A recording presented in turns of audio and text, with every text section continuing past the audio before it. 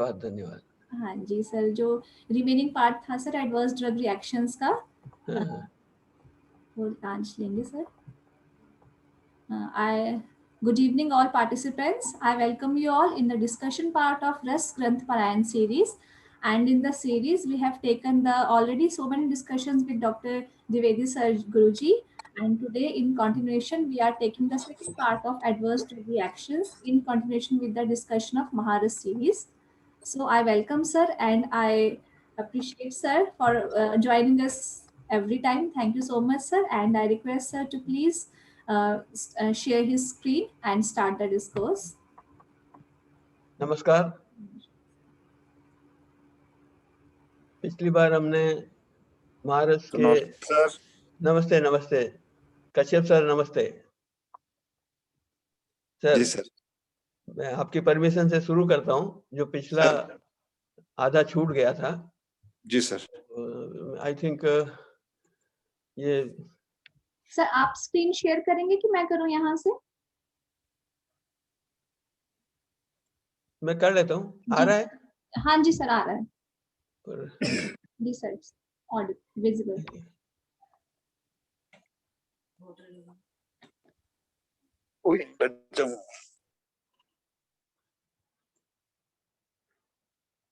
ये हम पिछली साइड तक चले थे।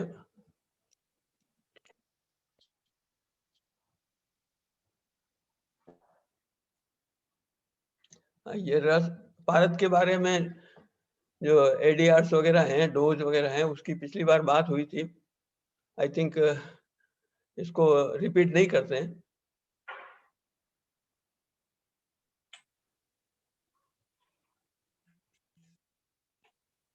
हिंगुला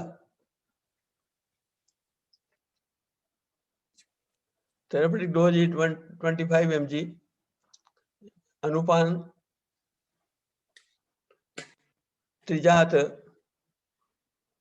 के साथ में मिला करके इसको दे सकते हैं। और एडीआर्स जो हैं वो अशुद्ध हिंगुल काजेज, अंधत्व, क्षीणता, क्लम, भ्रम, मोह, मेह, कंठशोथ,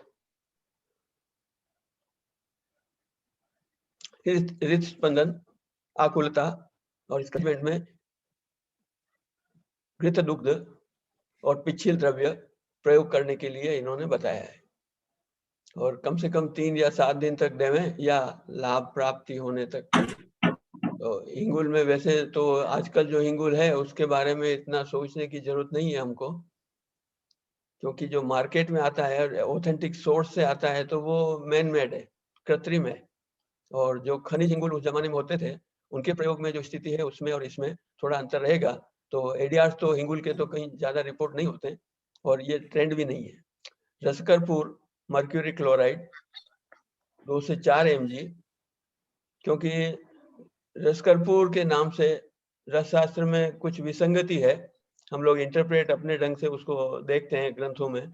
तो रसतरंगिणी में आकर के उन्होंने क्लियर किया कि रस पुष्प और रस कर्पूर 2 चीजें हैं, एक दाहक विष है और दूसरा जो है वो ड्रास्टिक परगेटिव है। तो ये आपके सामने जो मटेरियल है वो मर्क्यूरी क्लोराइड, ये 2 से 4 mg है। ये वाटर सोल्यूबल है, इसलिए इसकी दाहकता ज्यादा है और इसको कम मात्रा में ही देते हैं। उसके बावजूद भी अगर विषाक्तता होती है तो हमको दाह शमन के लिए सामान्यतः धान्यक हिम प्रयोग कर सकते हैं, या जो फ्रेश अगर धनिया मिलता है तो उसको हम लोग जूस बना करके भी शुगर के साथ में दे सकते हैं दाह शमन के लिए। और साथ में बफेलो का गोमय स्वरस भी इन्होंने रिकमेंड किया है शर्करा के साथ।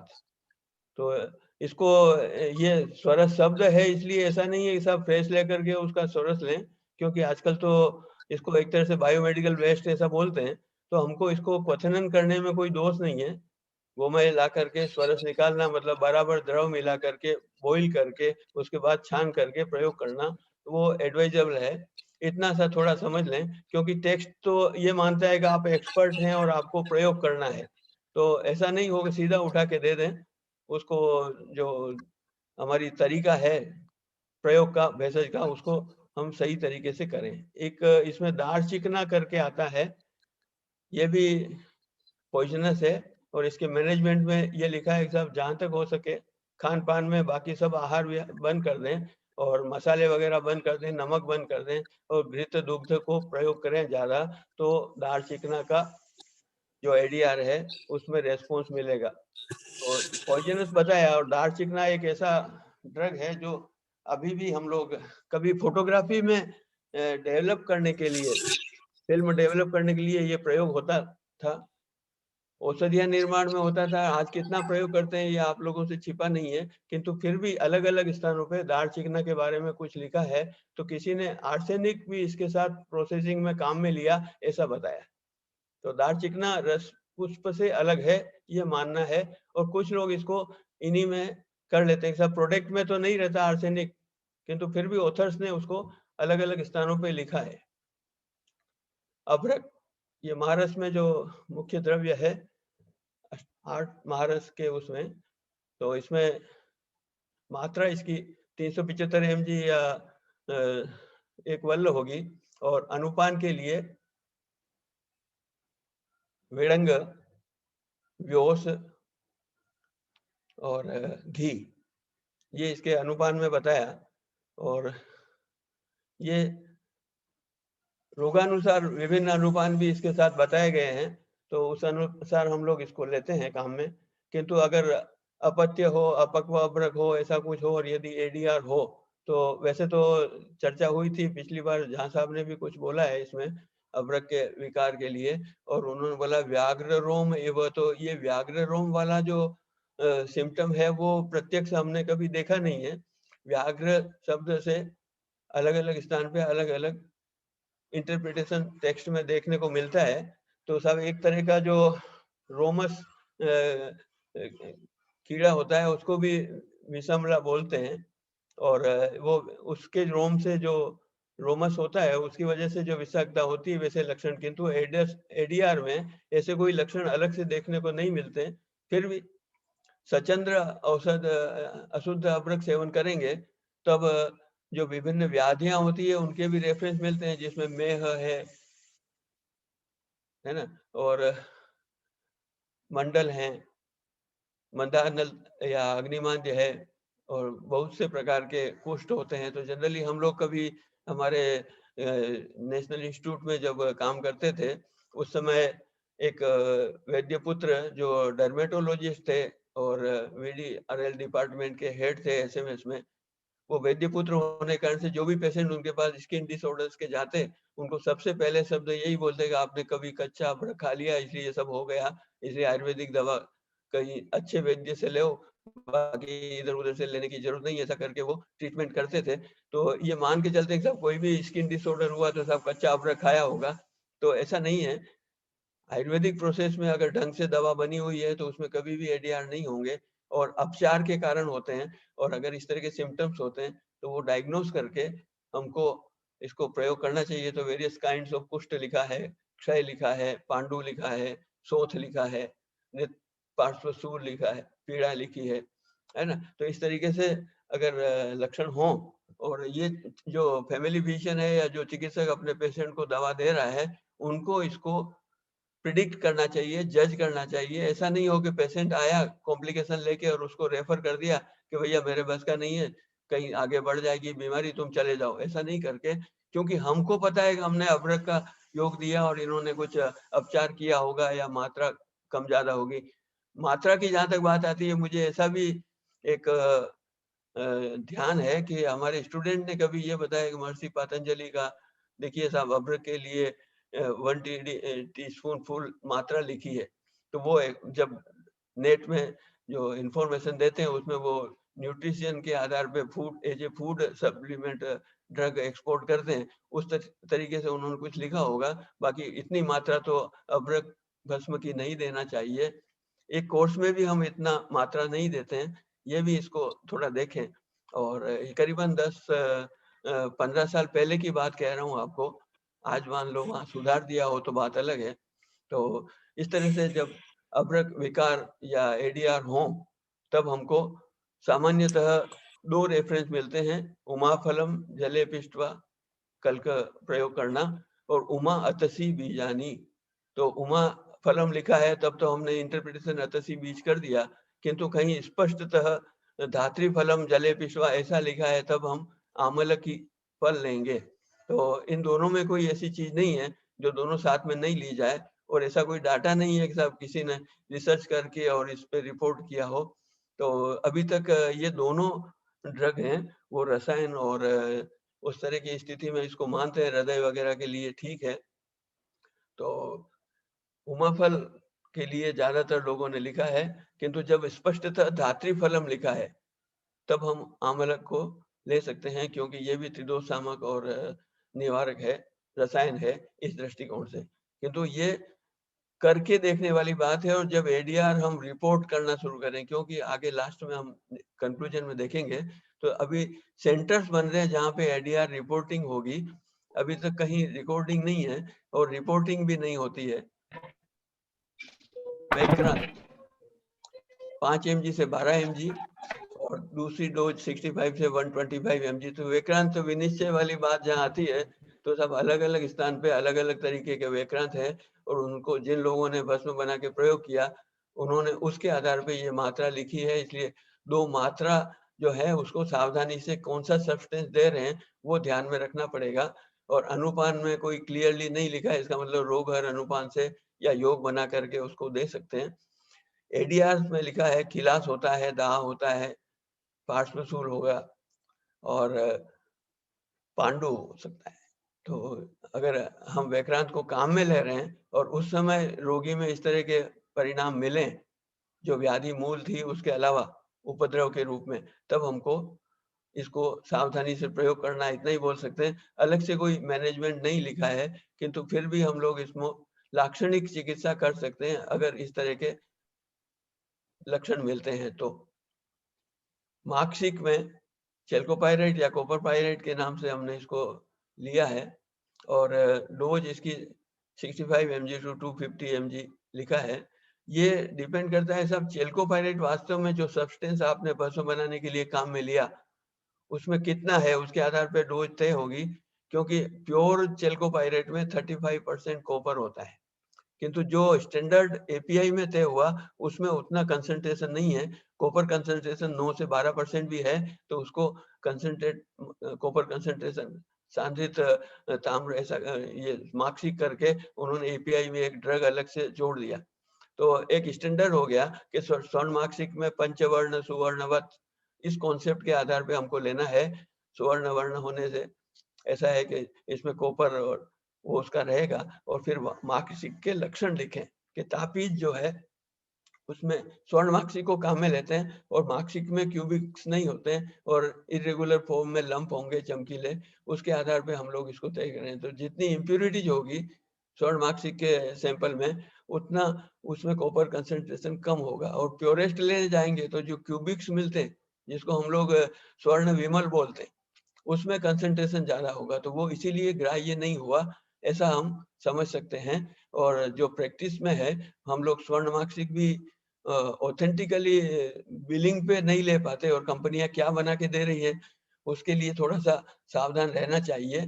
कहीं से गवर्नमेंट से अगर हम लें वहां पे भी कुछ रूल्स ऐसे हैं कि खेतड़ी कापर प्रोजेक्ट से स्वर्ण मार्कसिक 1 नंबर में विशेष व्यवस्था के तहत R&D के रूप में कुछ दिया गया CCRS को। बाकी ओपन मार्केट में वहां से कोई नहीं आता, क्योंकि उनके पास कंपनी में एक्सप्लोरेशन के लिए कि साहब यहाँ से आप कॉपर निकाल के बेच सकते हो, रॉ मटेरियल सोर्स उसको सप्लाई नहीं कर सकते, इस तरह की कोई कंडीशन है कंपनी की। इसलिए हमको ये एक तरह से 1 नंबर में तो दुर्लभ ही है, 2 नंबर में हम लोग चोरी छिपे कहीं से लेते हैं और बिलिंग वगैरह उस तरह का होता है, ये थोड़ा सा विचारना पड़ेगा। और इसमें जो अनुपान है वो विड़ंग के साथ में व्योस और घृत है, तो जैसे अभ्रक भस्म में है उसी तरीके से यहाँ भी इन्होंने ये जनरली लोह शास्त्र में त्रिकटु त्रिफला मुखिया बाकी दोषानुसार मिलाते, एक जनरल कॉन्सेप्ट है साहब, हमको अकेला मटेरियल भस्म काम में नहीं लेके उसका कोई योग बना के या क्रामण द्रव्य साथ में देंगे ताकि उसके साइड इफेक्ट नहीं हो और शरीर में वो रुके, उस दृष्टिकोण से ये अनुपान है।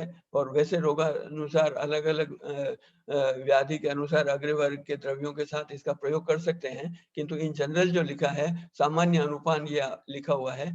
और एडीआर में मंदाग्नि, बलहानि, विष्टंभ, नेत्र रोग, कुष्ठ रोग, गंडमाला, हलीमक इत्यादि बीमारियां उन लोगों ने अनुभव किया और रिकॉर्ड किया। इसका मतलब उस समय ज्यादा अवेयर थे। ये फार्माकोविजिलेंस और ये एडवर्स ड्रग रिएक्शन और ये शब्द नहीं हो सकते, किंतु दर्प, दर्पनाश, विकार, विकार शांति, अजीर्ण, अजीर्णनाश, इस तरह के शब्द जब पहले से चल रहे हैं और उनको आज प्रैक्टिस में हम इसलिए नहीं ले पा रहे हैं कि जो इसको ग्रंथ पढ़ते हैं उनको दवा बनाने वाला मान लिया गया, रस चिकित्सक नहीं मान के।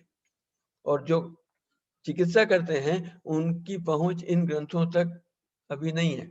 और ये एडीआर और फार्माकोविजिलेंस और इसके आधार पे अब गाय चिकित्सक भी इनको पढ़ें और इसको व्यवहार में लें। इससे अच्छा है कि साहब जो रस चिकित्सक हैं वो सजग रहें और इस तरफ भी हमको प्रयास करना चाहिए। मैनेजमेंट में इन्होंने लिखा है कुलत्थ कषाय का प्रयोग करना और दाढ़ी मत्व चूर्ण का प्रयोग करना या इसका कषाय बना करके प्रयोग करना। ये 2 ड्रग इन्होंने मानसिक विकार शांति के लिए दिए हुए हैं। विमल आयरन पायरेट यहाँ पे भी शेयर मर्केसाइट के रूप में है और विमल में भी जो है आज का जो स्वरूप है भूगर्भ शास्त्र के दृष्टिकोण से उसको पुराने आचार्यों ने अच्छा समझा। आज हम साइंस पढ़ने के बाद भी इसको क्लियर कॉन्सेप्ट नहीं होता, समझ नहीं पाते। और यहाँ आयरन पायरेट जो लिखा है या मर्केसाइट जिसको कहेंगे, वो उसमें जो ग्राह्य बताया वो रौप्य विमल ग्राह्य बताया, स्वर्ण विमल नहीं। क्योंकि स्वर्ण विमल दैट इज चेल्कोपायराइट और उसमें क्यूबिक फॉर्म में कंसंट्रेशन कॉपर का ज्यादा होता है। और यहाँ पे रौप्य विमल में क्यूबिक फॉर्म में लेंगे तो आयरन ज्यादा मात्रा मिलेगा और बाकी जो 3 भेद बताए उसमें से ग्राह्य विमल जो है उसको लेना चाहिए। उसके बावजूद भी अगर गलती से दूसरा कोई सब्सटेंस ले लिया गया या ढंग से प्रोसेस नहीं किया या पथ्य में अगर हमने ध्यान नहीं दिया, अपचार किया, तो व्याधियां हो सकती है, उसको भी ध्यान में रखें। और यहाँ पे भी अनुपान कॉमन वही रखा है, विडंग और व्योस और घृत। तो ये एक जनरल इस तरह के लोह वर्ग के द्रव्यों के लिए इनके सत्व जो है लोह वर्ग में जाएंगे। जैसे अभ्र को उन्होंने लोह वर्ग में रखा तो ताम्र में माक्षिक आ जाएगा, या विमल है ये लोह वर्ग में जाएगा, इस तरीके से। तो यहाँ पे इन्होंने अनुपान वही दिया। और ये वापिस अमृतसर लोह की तरफ मैं आपको ध्यान आकर्षण करता हूँ कि वहाँ योग निर्माण का, लोह कल्प निर्माण का जो तरीका बताया उसमें भी त्रिकटु त्रिफला को मुख्य बताया। और त्रिमत जो है वो इसमें कांत क्रामक शब्द है, वो कांचीड़ा एक तरीके का मुस्तक है, उसका प्रयोग किया उन्होंने। तो ये सारी प्रैक्टिस वो है जो आज हम प्रैक्टिस में नहीं ले रहे, काम नहीं कर पा रहे। एडीआर अलग से कोई स्पेसिफाइड नहीं है क्योंकि ढंग से भस्म बनाने में कोई दिक्कत नहीं है, लोगों का ही मामला है।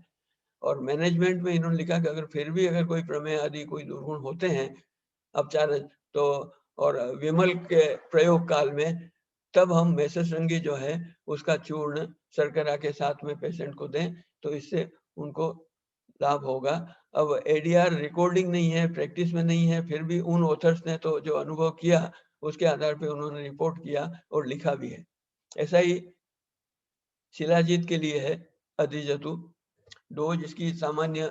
वैसे तो कल्पक्रम में जब मात्रा है वो तो 2 तोला 1 पल इस तरीके की मात्रा दे रखी है और प्रस्थम प्रस्थम इतने मात्रा तक उसको प्रयोग कर सकते हैं कल्प में। किंतु एक सामान्य जो मात्रा है वो 250 mg से 1 ग्राम तक हम शुद्ध शिलाजतु का प्रयोग कर सकते हैं या उसका योग बना करके प्रयोग कर सकते हैं। शुद्ध शिलाजतु अकेला कहीं भी रिकमेंड नहीं किया है क्योंकि जहाँ ऑथर्स ने लिखा है वो भी लिखा है न सोस्ति रोगो भूवि साध्य रूप शिलाजतुम यम न जयत प्रसह्य। तो ये तो पहली लाइन सभी को याद रहती है, आप लोग सभी आयुर्वेद पढ़े हुए हैं, चरक भी पढ़ा है तो ये याद रहता है। किंतु जो इसकी दूसरी लाइन है उसमें उन्होंने इशारा किया कि जो शिलाजतु का प्रयोग कर रहे हैं वो 250 mg में शिलाजतु लेंगे या शिलाजतु का योग लेंगे इस डोज में।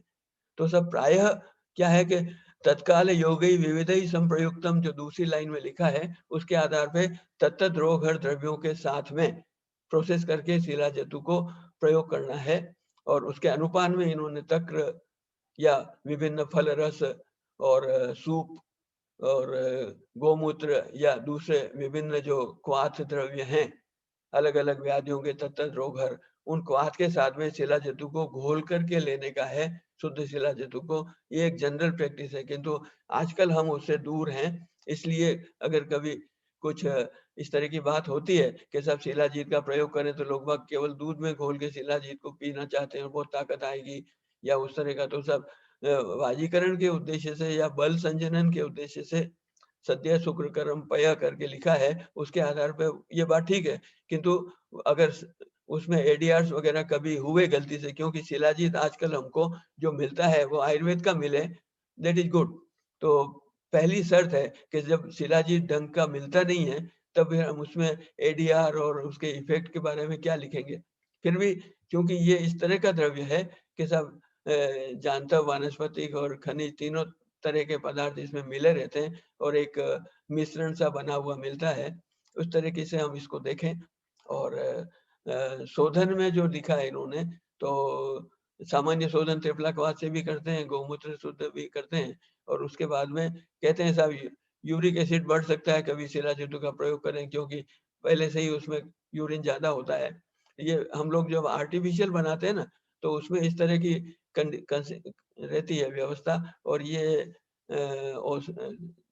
रसशास्त्र जो विश्वनाथ द्विवेदी जी ने लिखा, उसमें आर्टिफिशियल शिला जतु बनाने का एक तरीका उन्होंने एक नमूना दिया, उसको देखिए, इंटरेस्टिंग है। और एक कॉन्सेप्ट है साहब, शिलाजीत में अगर आपका परीक्षण है तो कलमीस्वरा उसमें मिला हुआ है तो डायूरेटिक हो जाएगा।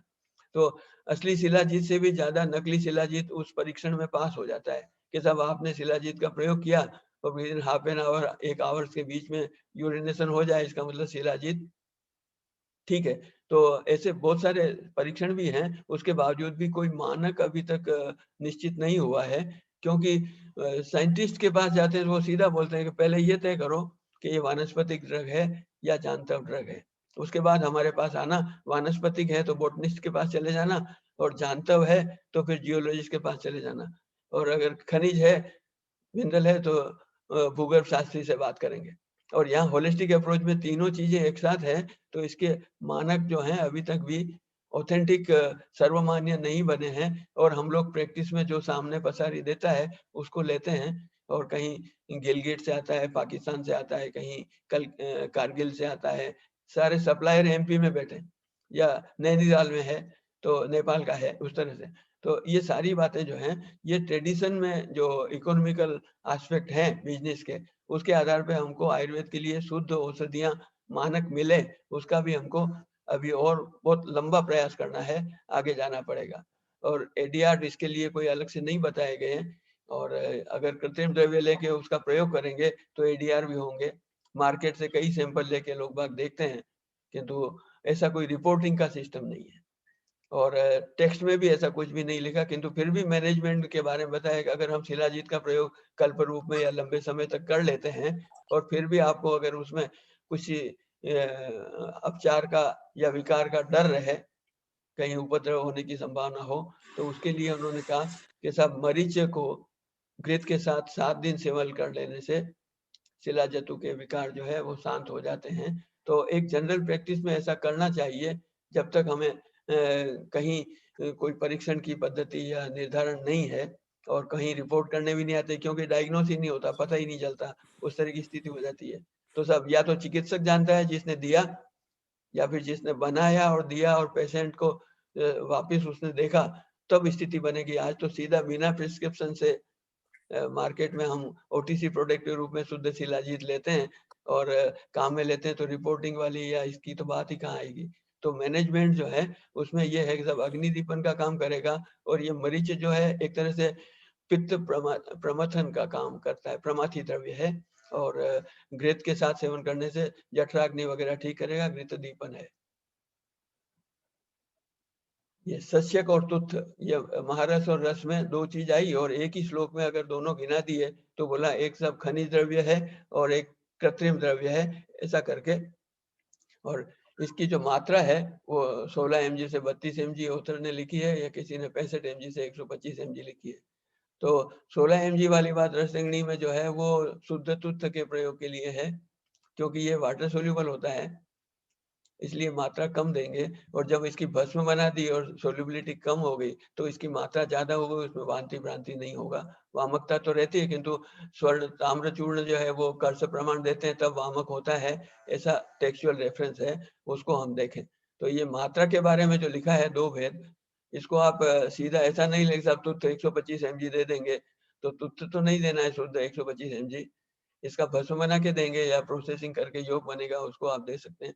अनुपान के लिए अलग से कुछ नहीं लिखा है, और एडीआर में लिखा है सब भांति भ्रांति होती है।